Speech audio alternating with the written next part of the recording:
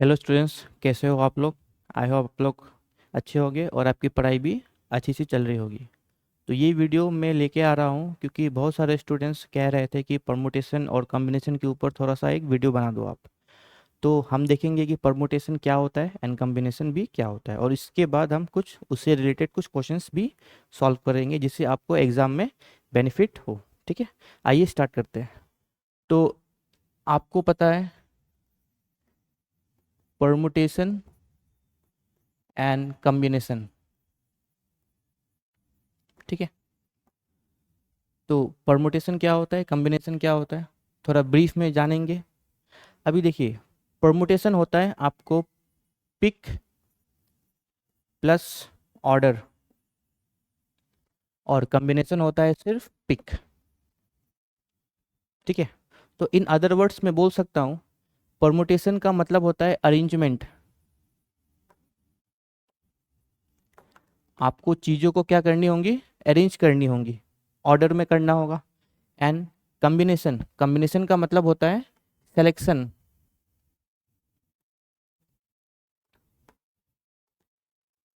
या फिर इसको हम चूज भी बोल सकते हैं। ठीक है, अगर किसी भी चीज़ को आप सिर्फ चूज कर रहे हो, सेलेक्ट कर रहे हो, तो वो किस कैटेगरी में आता है, कॉम्बिनेशन मतलब पिक। अगर आप किसी भी चीज़ को पिक करके अरेंज कर रहे हो या पिक करके ऑर्डर कर रहे हो, तो उसे हम क्या कहते हैं, परमुटेशन। ठीक है, तो सबसे पहले मैं आपको ये बताता हूँ, अगर आप परमुटेशन कॉम्बिनेशन टॉपिक्स सॉल्व करना चाहते हो, तो एक वर्ड है फैक्टोरियल, शायद आपने सुना होगा।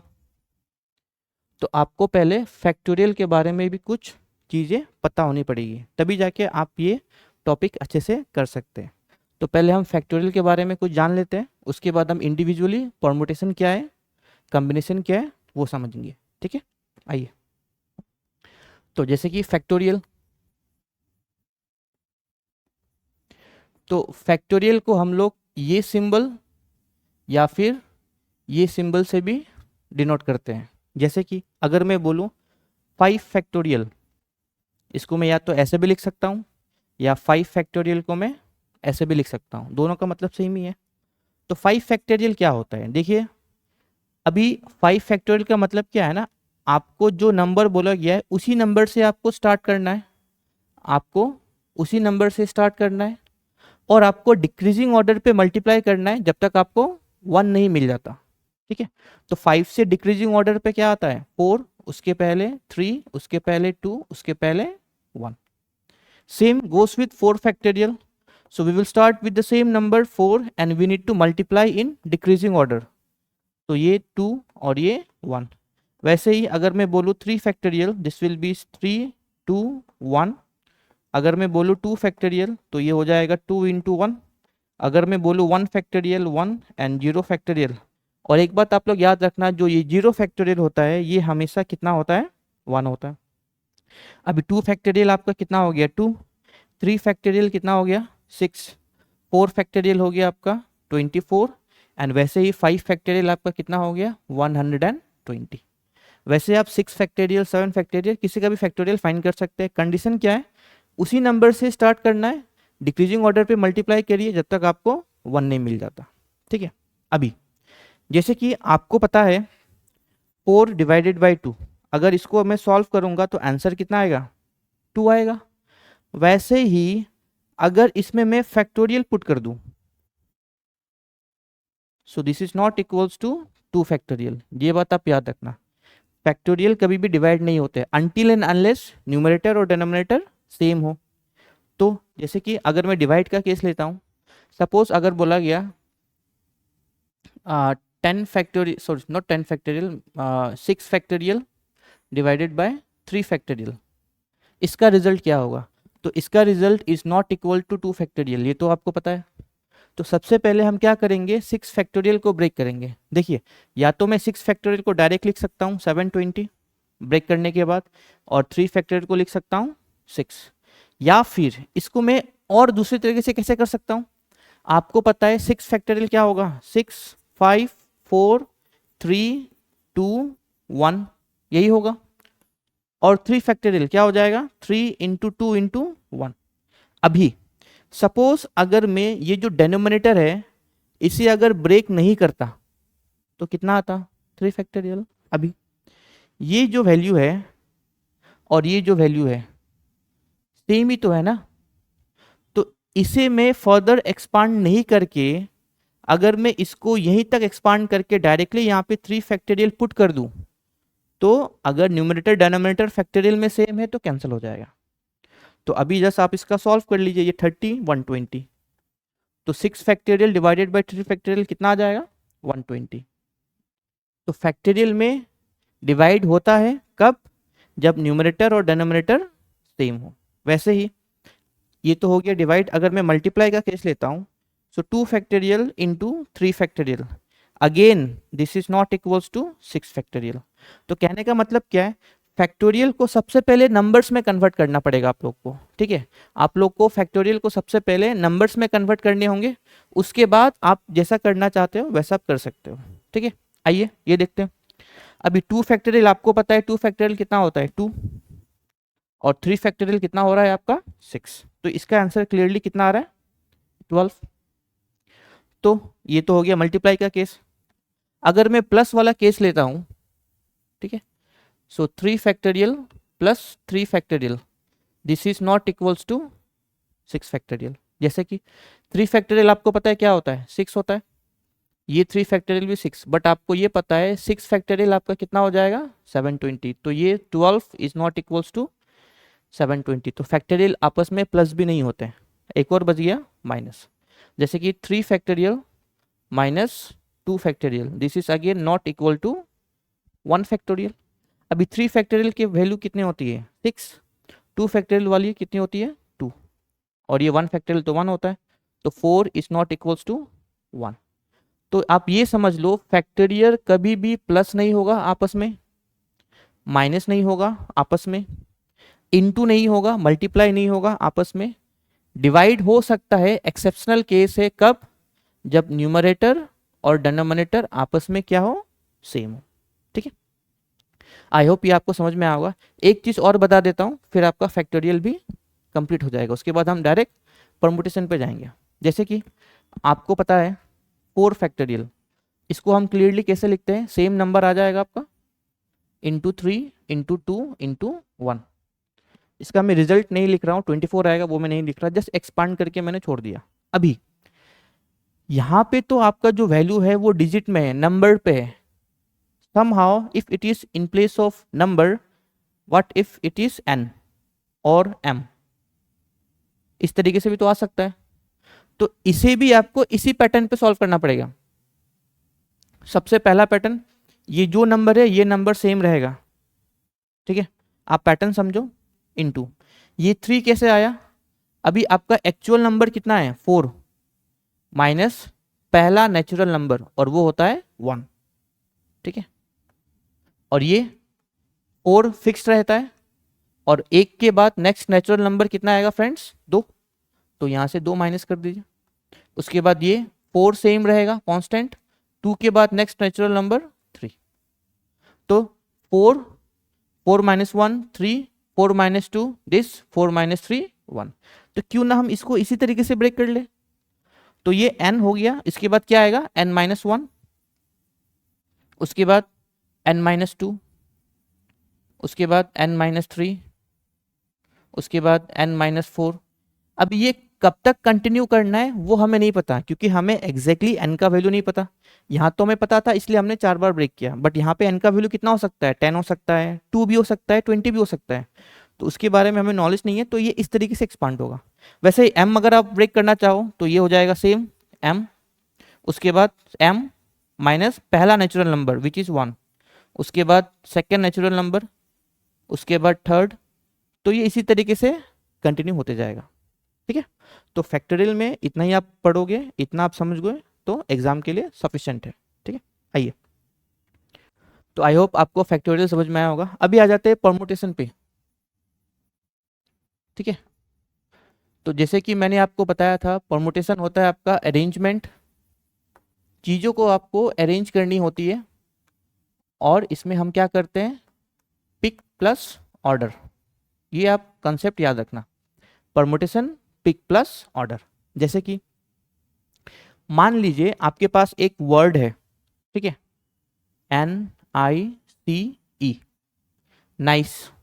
आपके पास एक वर्ड है नाइस। अभी इसे आपको क्या करना है ना, अरेंज करना है, ठीक है।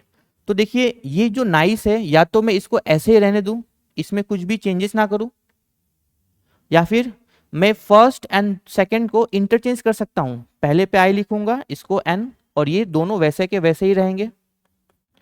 या फिर इन दोनों को मैं वैसे ही रखूंगा, इनको इंटरचेंज कर दूंगा। या फिर मैं फर्स्ट और लास्ट को इंटरचेंज करूंगा, बीच वाले को मैं वैसे ही रखूंगा। या फिर ये दोनों को मैं वैसे ही रखूंगा, NE, बीच वाले को इंटरचेंज कर दूंगा, दैट मीन्स CNI।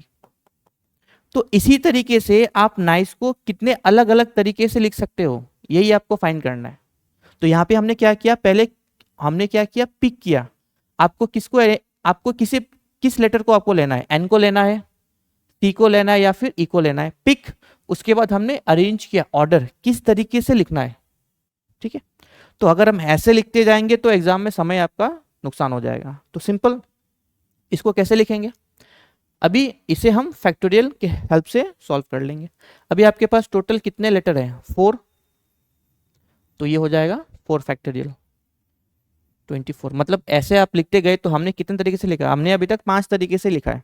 वैसे ही जब आप इसको इंटरचेंज करोगे तो टोटल नाइस, ये जो वर्ड है इसको आप 24 अलग अलग तरीके से लिख सकते हो, ठीक है। वैसे ही आप कुछ और भी वर्ड ले सकते हो, जैसे कि मैं यही वर्ड ले लेता हूं, ऑर्डर, ठीक है, ऑर्डर वर्ड ले लेते हैं। अभी ऑर्डर में टोटल कितने लेटर्स हैं, 5। तो ये आंसर कितना आ जाएगा, मतलब ऑर्डर को आप 120 तरीके से अरेंज कर सकते हो, ठीक है। अभी एक चीज आप याद रखना, परमुटेशन में अगर कभी भी रिपीट होगा तो रिपीट के लिए आपको क्या करना होगा, डिवाइड करना होगा। ये बहुत इंपॉर्टेंट रूल है परमुटेशन पे, ठीक है, ये आप हमेशा याद रखना। तो परमुटेशन के किसी भी टाइप का क्वेश्चन हो, ऑल्दो बहुत सारे टाइप के क्वेश्चन है, कभी भी रिपीट होगा तो हमें क्या करना होता है, डिवाइड करना होता है, ठीक है। जैसे कि मैं ये वर्ड लेता हूं, अरेंजमेंट, ठीक है। तो ANGMENT,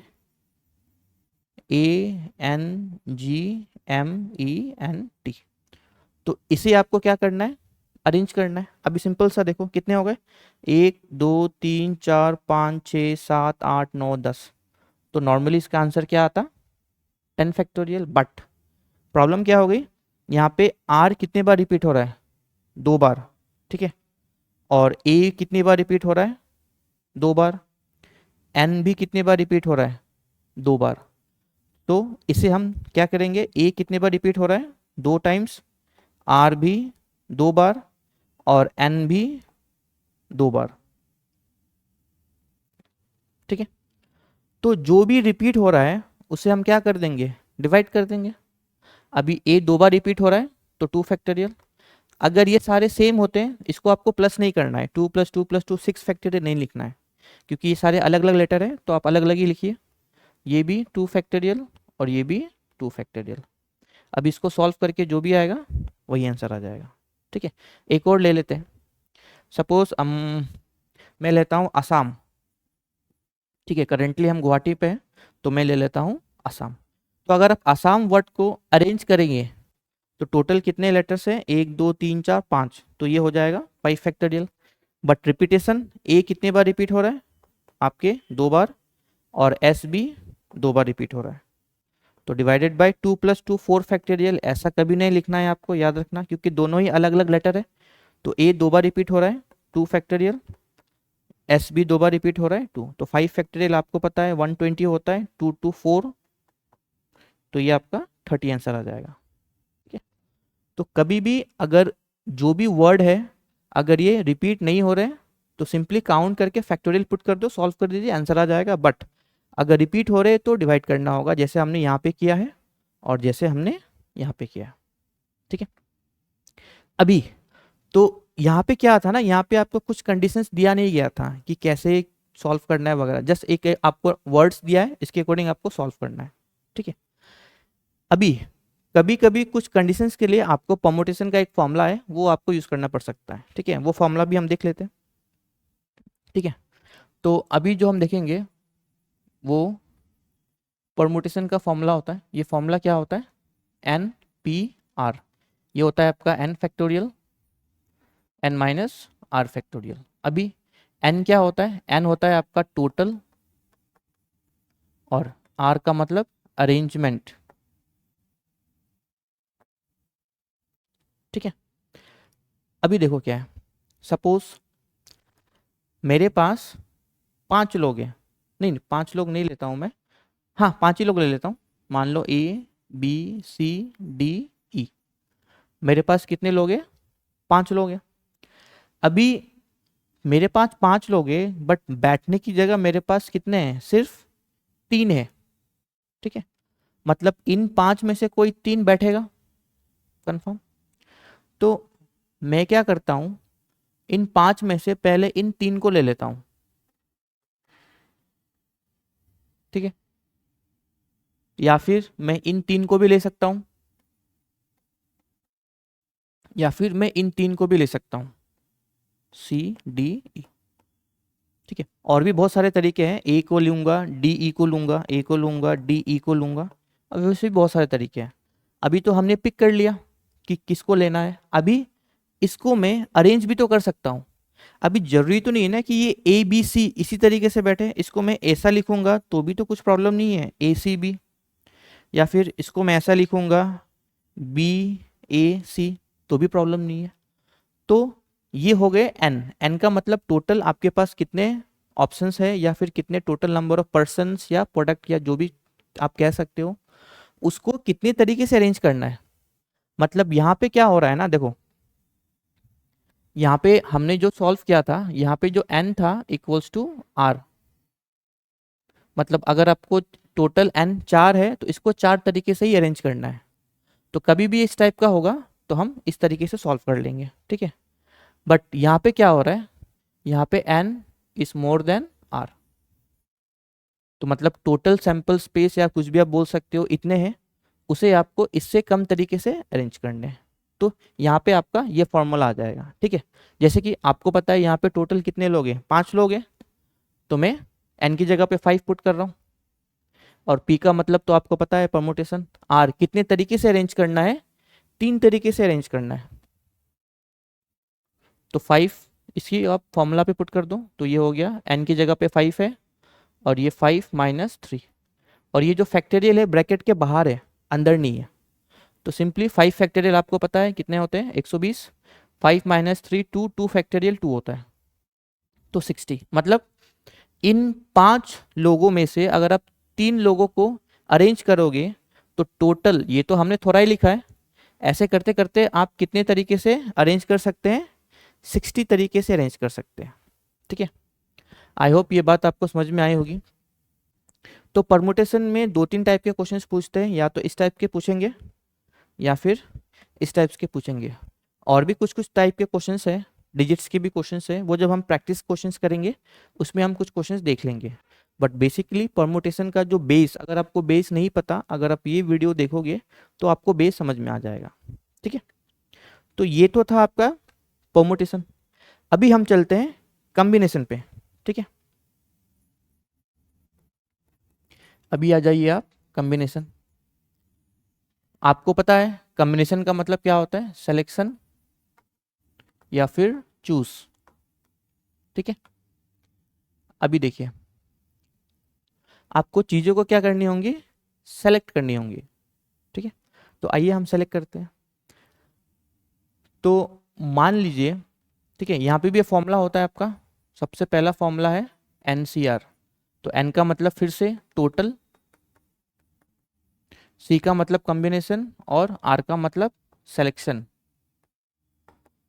ये फॉर्मूला थोड़ा सा परमुटेशन से डिफरेंट है, तो इसे हम लिख सकते हैं n फैक्टोरियल। ये R पहले आ जाएगा, R फैक्टोरियल, फिर n माइनस R। मतलब परमुटेशन में क्या है ना, परमुटेशन में ये फॉर्मूला है आपका, अगर इसको आप ऐड कर दोगे तो ये कॉम्बिनेशन का फॉर्मूला बन जाएगा। ठीक है, तो ऐसे ट्रिक से आप याद कर सकते हैं फॉर्मूलास। ठीक है, अभी देखिए इसका मैं पहले एक नॉर्मल सा एग्जांपल देता हूँ, उसके बाद हम देख लेंगे कैसे करना है कैसे नहीं करना है। अभी सपोज मान लो आपके पास 4 लोग हैं, ठीक है। आप क्या कर रहे हो, आपकी एक कंपनी है, ठीक है, आपकी एक कंपनी एक्स, आपकी एक कंपनी है एक्स, और आपने क्या किया, 4 लोगों को इंटरव्यू पे बुलाया, बट जो वैकेंसी है, जॉब आपके पास 2 ही है, मतलब एप्लीकेंट 4 है, जॉब कितने आपके पास 2। तो इन 4 का आप इंटरव्यू लोगे, और इन चारों में से जो 2 बेस्ट होंगे वही ये जॉब डिजर्व करेंगे। तो कैसे होगा, देखिए मुझे क्या करना है ना, इनका इंटरव्यू लेके इनमें से किसी 2 को सेलेक्ट करना है, अरेंज नहीं करना, सिर्फ पिक करना है, ऑर्डर नहीं करना, याद रखिएगा। तो सपोज अगर मैं यहां से ए बी को लेता हूं, ए बी को ले सकता हूं, या फिर मैं बी सी को लूंगा, बी सी को लूंगा, या फिर मैं सी डी को लूंगा, या फिर मैं ए सी को लूंगा। तो ऐसे करके आप कितने तरीके से सिलेक्शन कर सकते हैं, ठीक है। तो सेम फॉर्मूला यहां पे एन का वैल्यू कितने हो जाएंगे, 4 कैंडिडेट, और ये कितना हो जाएगा, कितने तरीके से आपको सेलेक्ट करना है, 2 तरीके से, तो 4C2। तो फॉर्मूला के अकॉर्डिंग ये हो जाएगा 4 फैक्टोरियल, आर पहले आ जाएगा और 4 - 2, इसको आप सॉल्व करोगे तो ये तो हो जाएगा 24। तो this will be your 2 factorial and this is also 2 factorial will be 2। तो ये आपका कितना आ जाएगा, 6 आ जाएगा, ठीक है। तो इन 4 में से अगर आपको किसी 2 को सेलेक्ट करना है तो 6 तरीके से सेलेक्ट करोगे। अगर और आप सेलेक्ट करोगे तो किसको करोगे, बी डी को करोगे और ए डी को करोगे। तो यही 6 तरीके से आप सेलेक्ट कर सकते हो, ठीक है। तो कॉम्बिनेशन पे हम ये फॉर्मूला यूज करते हैं अभी, ठीक है। अगर आपको ये फॉर्मूला याद है, ठीक है, अगर आप इस फॉर्मूला को याद कर सकते हैं तो well and good, but somehow अगर आपको ये फॉर्मूला याद नहीं आ रहा है, ठीक है, तो डरने की कोई बात नहीं है, इसे हम बिना फॉर्मूला से भी सॉल्व कर सकते हैं। आइए देखते हैं कैसे। मान लो आपके पास 4C2 है, ठीक है, आपके पास क्या है, 4C2। अभी आपको पता है 4 फैक्टोरियल, तो 4 फैक्टोरियल क्या होता है, 4 मतलब 4 फैक्टोरियल को आपने कितने बार ब्रेक किया, 1 2 3 4 बार ब्रेक किया। बट यहाँ पे आपका जो आर का वैल्यू है, डेनोमिनेटर जो बेस है वो कितना है, 2 है, मतलब हमें इसे 4 बार ब्रेक नहीं करना, एज पर डेनोमिनेटर ब्रेक करना होगा। तो हम 4 को कितने बार ब्रेक करेंगे, सिर्फ 2 दफे ब्रेक करेंगे, तो first time and second time, और ब्रेक करने की जरूरत नहीं है। और ये जो डेनोमिनेटर है ये 2 फैक्टोरियल आ जाएगा, तो 4 × 3 डिवाइडेड बाई 2। तो यहाँ से भी आपका आंसर सेम आएगा, ठीक है। एक और एग्जांपल ले लेते हैं, मान लो कि 7C3, 7 फैक्टोरियल आपको पता है, 7 6 5 4 3 2 1, बट यहाँ पे अगर आप डेनोमिनेटर देखोगे तो वो कितना है, 3। तो 7 को कितनी बार ब्रेक करने होंगे, सिर्फ 3 दफे, ये पहला, ये दूसरा, ये तीसरा, डिवाइडेड बाय 3 फैक्टोरियल। याद रखना डेनोमिनेटर हमेशा पूरा फैक्टोरियल में ही आएगा, ठीक है। तो अगर आप इसको सॉल्व करते हो 7, अभी देखो 6, 3 फैक्टोरियल 6 होता है, वो तो कैंसिल हो जाएगा, मैं लिख देता हूँ। तो ये 6 से 6 कैंसिल, तो ये कितना आ जाएगा आपका, 35 आ जाएगा। तो ऐसे करके अगर आपको इसे स्किप करना है तो आप स्किप कर सकते हो, और एल्स ये भी आपको आंसर प्रोवाइड करेगा, ये भी आंसर प्रोवाइड करेगा, बट कंडीशन ये थोड़ी जल्दी आंसर प्रोवाइड करेगा, ठीक है। तो 2 तरीके हैं, और भी 1-2 चीज़ें वो आपको जानने की ज़रूरत है, तो ये 2 तरीका आपको समझना पड़ेगा, ठीक है। मैं एक काम करता हूँ, 1-2 आपको और समझाने के लिए समझा देता हूँ। सपोज 10C4 और 13C5, ठीक है।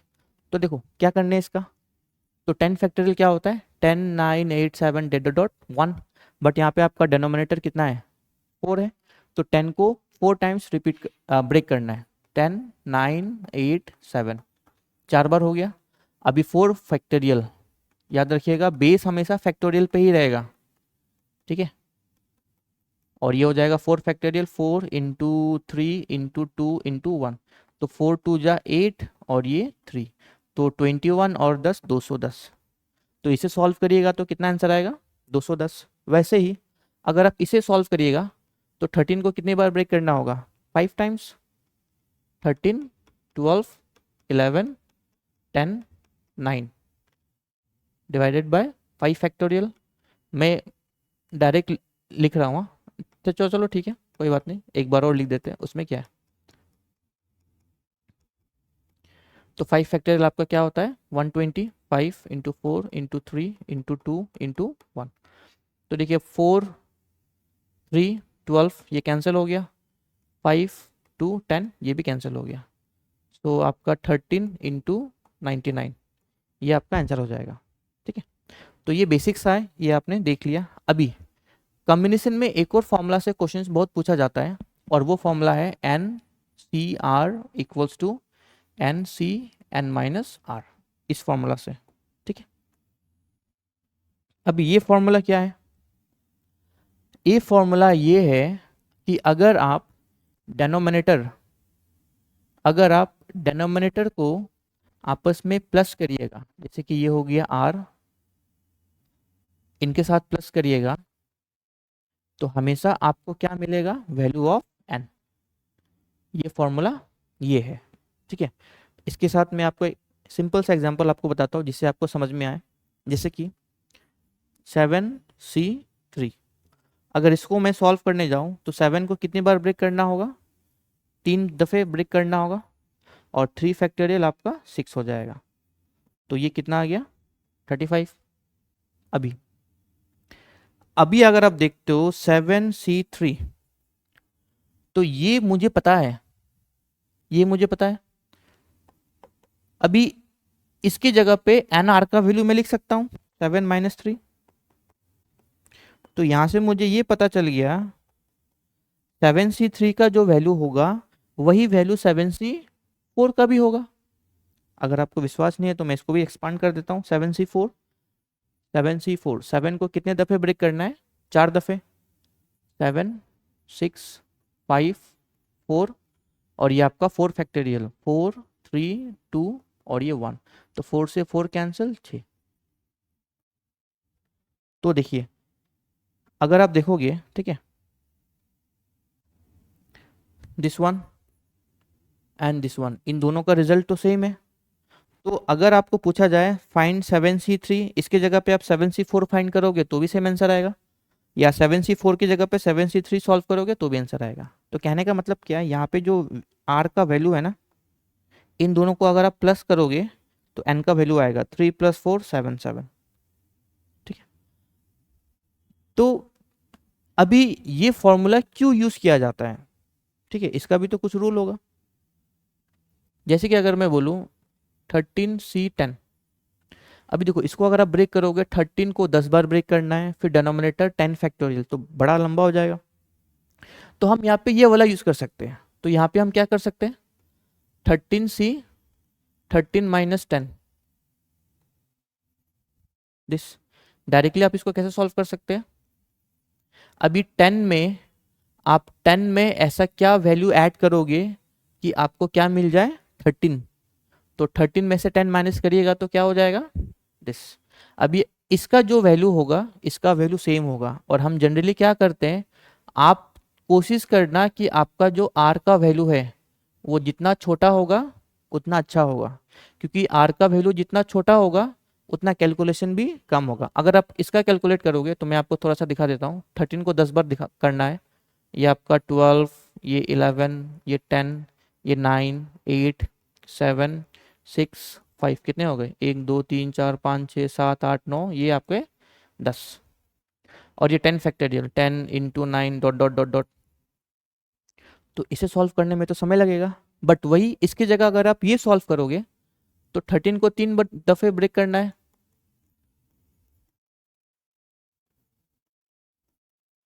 तो ये डायरेक्ट आंसर आ जाएगा।